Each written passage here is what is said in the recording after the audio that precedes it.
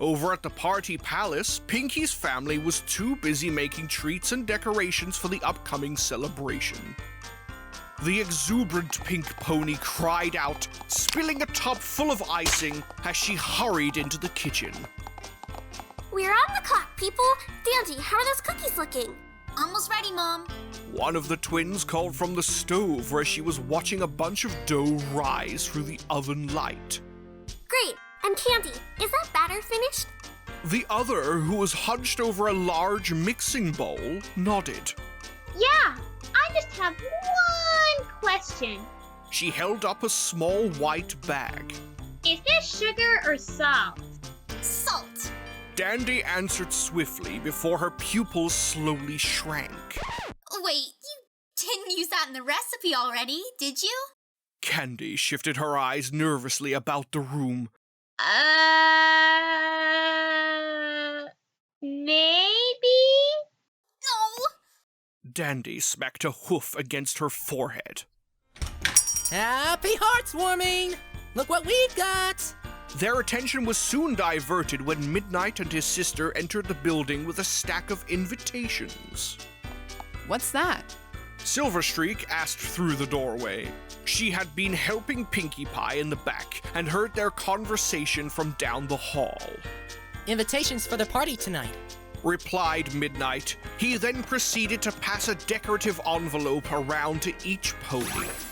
Oh boy, it's even got gold trim on the edges. This holiday bash is gonna be a smash. Commented Dandy, who was holding the envelope like a prized jewel. It better. We stayed up all night making them. How about you, Sil? Is your family coming? Silver scratched the back of her neck. I don't know. Normally I would go with my dad, but he's on a special Wonderbolt mission this weekend. What about your mom? Candy asked. Silver just rolled her eyes. Doubt it. She hasn't been to a party in nearly 3 years. Always says she's too tired and doesn't feel up to it. But I know the real reason. What's that? She just doesn't want to be around any other ponies because, you know. She gestured to her side where part of her sweatshirt bulged out. Oh. They all chorused in understanding, all except for Candy, who stood staring in puzzlement. Well, maybe you can change her mind. Dandy suggested, levitating a baking tray out of the oven. Yeah, maybe I can. Silver fetched a cookie from the tray and snacked on it, before sputtering it out in disgust. Ugh. What happened to these? She finished helping plate the rest of the goodies and returned home to find her mother where she often was at this time of year, staring up at the old family photos over the fireplace. There wasn't much noticeable in these photographs.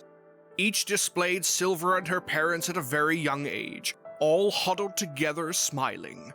Yet, the most glaring feature was in every picture. Silver had both her wings. Gulping at the pitiful sight, Silver slowly approached the brooding Pegasus. Hey, Mom? I was thinking, maybe we could celebrate at Midnight's place tonight. Sounds like a great party, and... She trailed off as Rainbow Dash slowly shook her head. No. My shift ran late, I'm going to bed early. Yeah, I know. It's just you never want to go, and I thought... I said no, Silver. End of discussion. But... What part of I don't want to celebrate Heartswarming this year did you not understand? all of it! What's your beef with Heartswarming? We used to go to parties all the time before I hurt my wing. The Cyan Mare tore her eyes away. That's got nothing to do with it. I'm just not up for celebrating tonight. You're never up for it! Silver retorted. Rainbow brought a tired hoof to her head. Ugh, why do you have to be so... I don't know why I bother. You're just so... stubborn!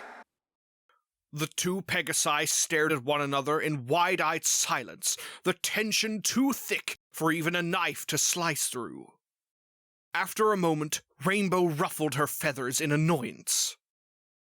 Ugh, it's too late for this. I'm hitting the sack.